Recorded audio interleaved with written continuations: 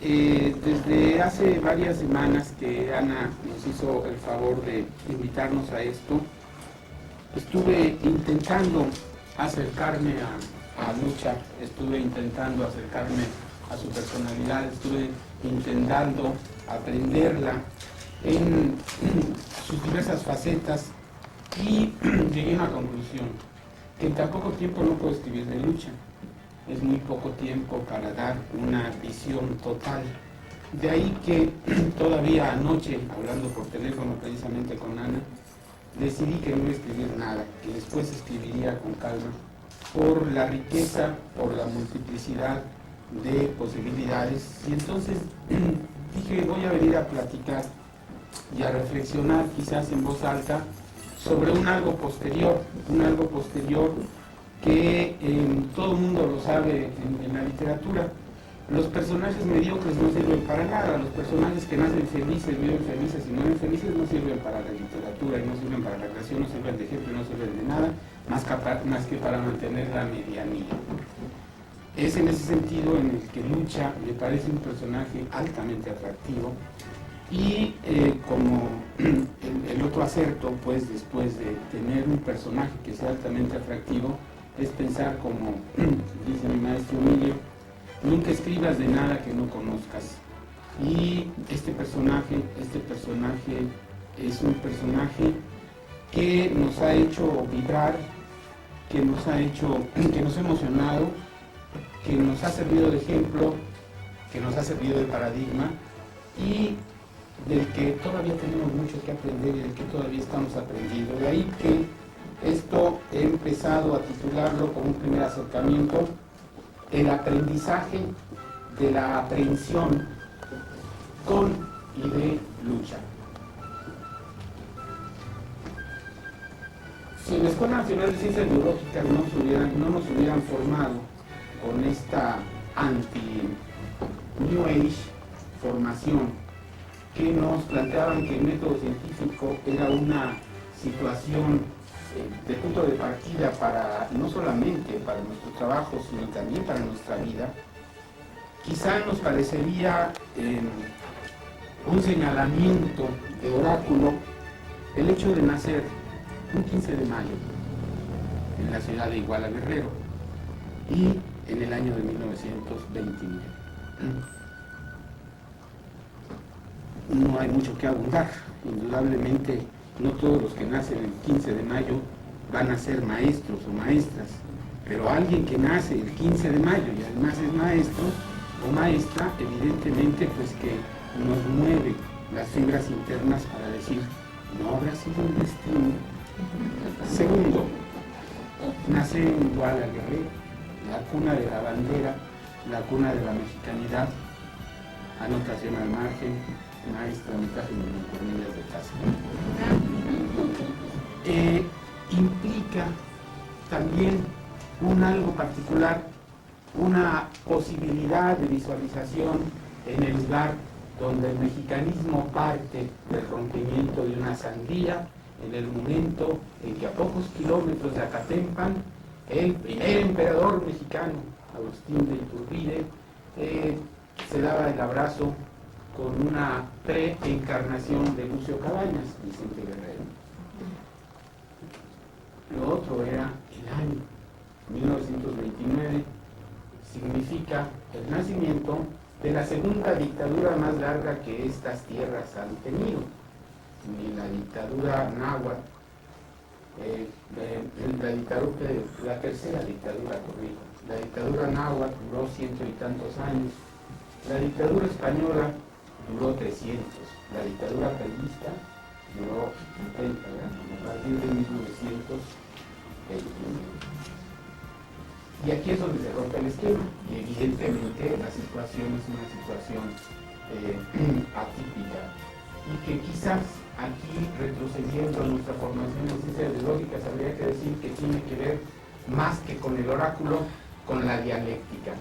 Esta maestra, 15 de mayo, mexicana, Iguala Guerrero, nacida en el año de 1929, es una mexicana crítica, una mexicana que visualiza, quizá también por designios predestinados, nuevamente la posibilidad entre lo esotérico y lo real, el cuestionamiento de un régimen que nace tras el fraude a Vasconcelos en 1929 y la formación del Partido Nacional Revolucionario por uno de los héroes nacionales de los priistas, que para muchos otros no es héroe nacional de ninguna manera, aunque tenga avenida y se llame Plutarco Elías Calles. Lucha es hija de un luchador social que camina a la par de Genaro Vázquez en todo el campo democrático. La Asociación Cívica Guerrerense se plantea al principio de la década de los 60 la transformación de las instituciones gobernantes en uno de los estados de mayor pobreza, de mayor analfabetismo y de mayor índice de enfermedades en el país, el estado de Guerrero.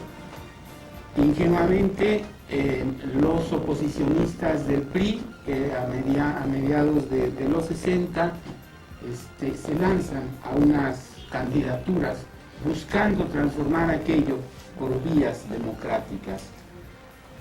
Muchos de aquellos terminan masacrados en un zócalo de Iguala una noche de Navidad, entre una Navidad y un año nuevo. El candidato a gobernador por la Asociación Cívica era el padre de Lucha. Indudablemente esto nos señala también esa contradicción de haber nacido el año de la fundación del PRI y visualizar que este país tenía que ser, tiene que ser, y esperemos en Dios, anticientíficamente, inclusive digámoslo, que este país no viva o no siga viviendo en ese tipo de gobierno. Esta dialéctica obviamente también la marca. De ahí que pues podríamos también dar un brinco enorme y decir que esta mujer, hija del luchador social, que acompaña, es muy importante, que acompaña a Genaro Vázquez en toda la etapa democrática, y cuando Genaro Vázquez va a la clandestinidad y al radicalismo, nuestro querido Chema permanece en la lucha democrática, no va a la lucha armada. Pero así como es hija de un luchador social, también es esposa y viuda de un luchador social. De esto regresaré un poco posteriormente. Indudablemente, la genética, las circunstancias, no lo son todo. Es de enorme importancia el entender y visualizar aspectos importantes en la formación de esta mujer, que más allá de sus circunstancias recibe una educación, una formación que le permite ver al mundo de una manera crítica, le permite cuestionar al mundo y le permite visualizar unas rutas diferentes para este mundo. Bien, cuando el mes de noviembre de 1967 ingreso como alumno a la Escuela Preparatoria Técnica Cuauhtémoc, Escuela Vocacional número 7, me encuentro con un panorama muy interesante. Un panorama en el que un escuincle venido de la secundaria que decidió ingresar a la Vocacional 7 porque en aquel entonces la escuela preparatoria acababa de ascender a la edad de 3 años y la vocacional tenía solo 2 años, pues con el criterio del ahorro de tiempo decide ingresar a la vocacional. Obviamente mi definición vocacional era perfectamente clara. Sin embargo, el llegar a la vocacional 7, esa histórica vocacional 7, esa recordada vocacional 7, esa robada vocacional 7, entro en un ambiente donde de pronto mi maestro de psicología me dice: cuando mis hijas cumplan 15 años, en lugar de hacerles baile, les voy a regalar una caja de anticonceptivos. Y entonces yo decía: maestro Fausto Trejo, yo quiero conocer a sus hijas. Cuando yo llego a la vocacional 7, me encuentro con maestros de literatura que me empiezan a cuestionar sobre las formas de vida en el país. Y al mismo tiempo que me ponen a leer a Shakespeare, me ponen a trabajar sobre una comparación en taller, sobre una comparación entre la forma de vida en Estados Unidos y la forma de vida en la Unión Soviética. Yo no entendía bien a qué, pero también tenía maestros de biología que me hacían ver las cosas de otra forma, de otra manera. 1 o 2 meses tuve una maestra chaparrita, bajita, muy agradable, que de pronto nos dijo, ya me voy, y se fue, y nos dejó de maestro a un biólogo que era o había sido quarterback de los Cheyennes en el equipo Politécnico Blanco, se llamaba en aquel entonces. Sin embargo, entre gente que venía de salubridad, entre gente que venía de la ciencia y entre quarterbacks de equipos de fútbol americano, la biología en la vocacional 7 era diferente, era distinta. Quizá por eso la vocacional 7, cuando la abandonamos, después solo la pudimos ver desde ciencias biológicas, cómo era, cómo respondía, cómo se comprometió la vocacional 7 y cómo la golpearon y cómo finalmente la hurtaron para convertirla en una clínica de seguro social. Bien, ahí empiezan las nebulosas con mi maestra de primer año de biología en la Escuela Nacional de Ciencias Biológicas, en la carrera de químico, bacteriólogo y parasitólogo. Terminé mi primer semestre de biología y obviamente con la maestra no saqué estrella de 5 picos, pero aprendí cosas quizá más interesantes que la biología. Sin embargo, estas cosas vendrían a enriquecerse pocos meses después. Ella ya no era nuestra maestra. Nuestro maestro de microbiología se llamaba Juan Manuel Gutiérrez Vázquez.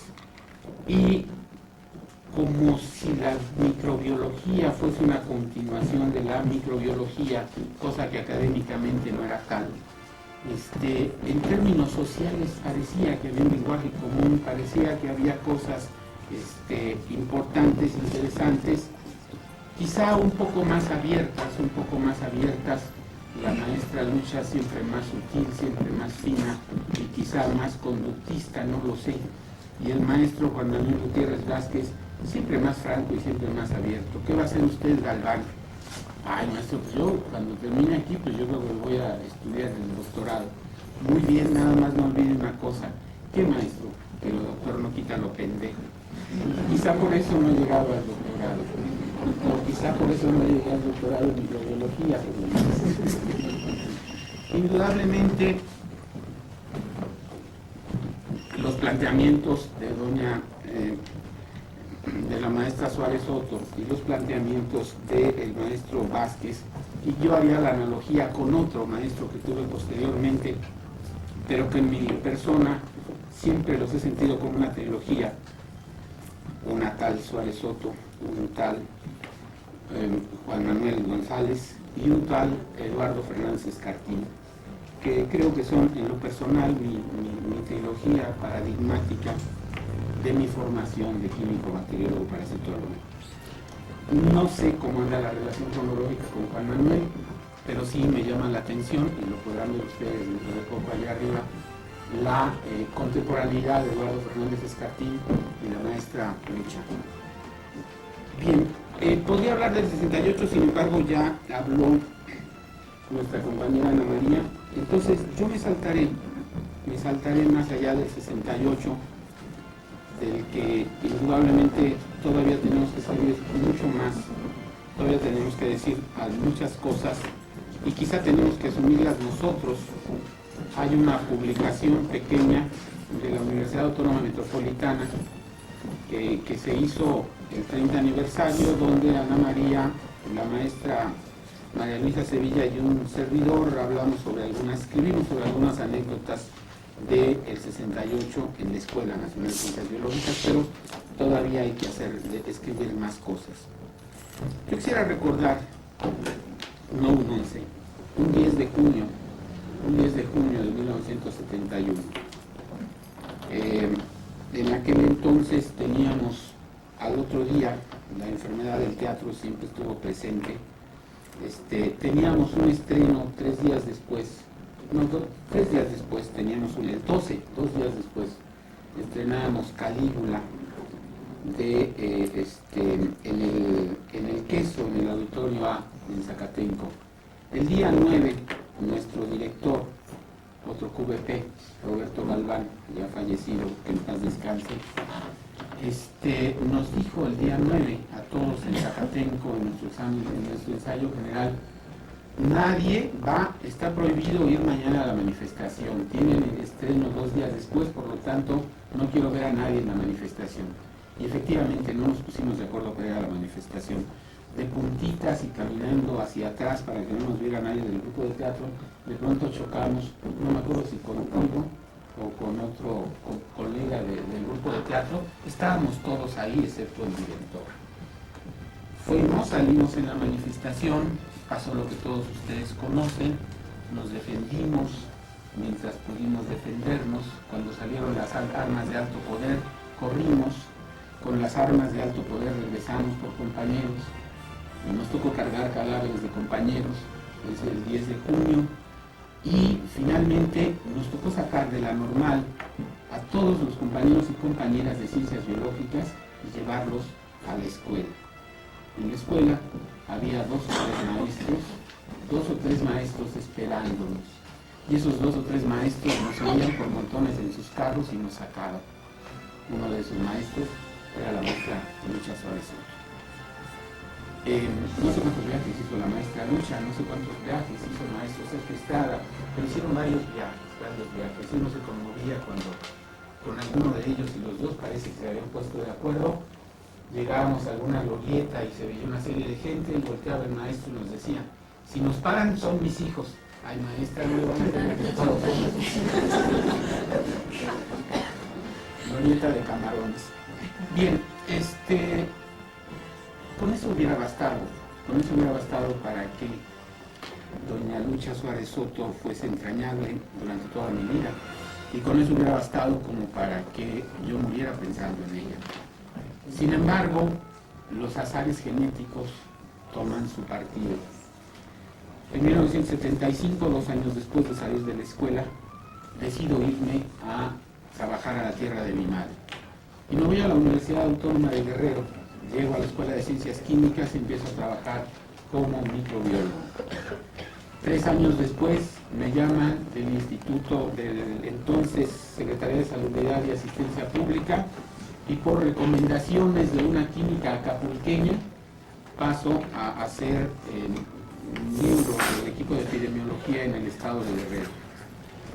La recomendación de la química acapulqueña era la recomendación de Magdalena Suárez Soto, hermana de la maestra, y con quien desde entonces nos une una entrañable amistad. Ahí le seguimos la pista a la maestra. Estando en Acapulco, nos enteramos de que nuestra maestra, a quien ya habíamos conocido después de hija del luchador social, como esposa del luchador social, un día Magda nos comenta: Felipe, me habló Lucha, me voy a México, ¿qué pasó? Pues nada más me habló para decirme: me mataron a Chevo. ¿Quién mató a Chevo? A Chevo lo mató la Guerra Sucia. A Chevo lo mató la Guerra Sucia, como mató a cientos de mexicanos en este país, en la tristemente célebre presidencia de Díaz Ordaz. Allá arriba, antes de que empezáramos esto, yo andando un poco allá arriba, vi 2 diplomas de Guinness, no sé de quién sean, no me detuve a verlo con particularidad, pero si hay un récord Guinness en este país que diga quién ha matado más gente en menos tiempo, indudablemente habría que dárselo a Díaz Ordaz.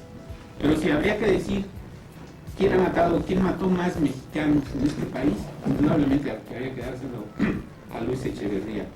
Chevo fue uno de los tantos, de los cientos de mexicanos desaparecidos, muertos, torturados o presos durante el régimen de Echeverría, que pueden contarse por centenas los que tenemos documentados, nada más los documentados. Chevo, marido de la maestra, fue uno de ellos. Indudablemente que no podemos negar que doña María de la Luz Suárez Soto es una mujer que ha aprendido a enfrentar la vida en el entorno de sus circunstancias. Sus circunstancias ha sido esa aplicación crítica de su formación en la visualización de todo lo que ve. En su entorno mexicano, que visualiza hacia el futuro una posibilidad diferente de vida para los mexicanos. Un país en el que la educación sea pareja para todos, todo el mundo tenga las mismas oportunidades de educación. En el que la alimentación sea pareja, todo el mundo tenga las mismas posibilidades de alimentación. Y las condiciones de todo tipo sean democráticas. Eso ha sido a lo que esta mujer paradigmática, esta mujer señalada por el destino para ser maestra, por haber nacido un 15 de mayo, esta mujer que nació señalada para ser una gran patriota, por haber nacido en la cuna de la bandera, y esta mujer que nació para hacer historia en el tiempo de una de las dictaduras más cínicas y más terribles que ha tenido este territorio después de la dictadura española y después de la dictadura azteca, no hemos tenido otra tan terrible como la dictadura priista. Esta mujer va a continuar fuera del aula de biología, como toda su vida, enseñándonos mucho más de la vida que lo que se puede ver en la biología, en el estudio de la vida misma, a través de la visualización de la vida como un algo integral que nos señala que el ser humano es un agente de transformación y que el ser humano puede componer el lugar que la naturaleza le dotó para vivir. En ese sentido, doña Lucha, es una pena que se haya jubilado, porque las nuevas generaciones no la van a gozar tanto como nosotros.